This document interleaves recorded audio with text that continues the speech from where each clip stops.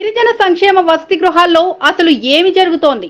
బాలుర వసతి గృహాల్లో విద్యార్థులు ధూమపానం, గుట్కా, ఖైనీలు సేవిస్తున్నారని ఉపాధ్యాయులు బాలురకు టీసీలు ఇచ్చి ఇళ్లకు పంపడం పెద్ద దుమారం రేగుతుండగా, తాజాగా చింతపల్లి గిరిజన సంక్షేమ బాలికల ఆశ్రమ పాఠశాల నుండి 3 బాలికలు అదృశ్యమైన ఘటన చోటు చేసుకుంది. చింతపల్లి గిరిజన సంక్షేమ ఆశ్రమ బాలికల పాఠశాలలో 5, 6 తరగతులు చదువుచున్న పాంగి గాయత్రి, పాంగి గీత, గెమ్మిలి నీరజ గత నెల 27 నుండి అదృశ్యమయ్యారు.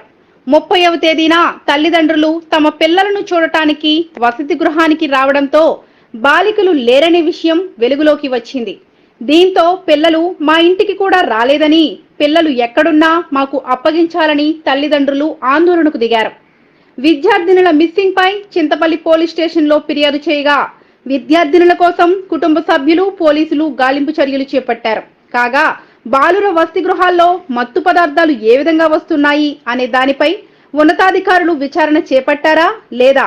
అదేవిధంగా చింతపల్లి బాలికల పాఠశాలలో 3 బాలికల వసతి గృహాన్ని వీడి బయటకు వెళితే బుధవారం తల్లిదండ్రులు వచ్చే వరకు ఉపాధ్యాయులు ఏమి చేస్తున్నారు అనే విమర్శలు వెల్లువెత్తుతున్నాయి.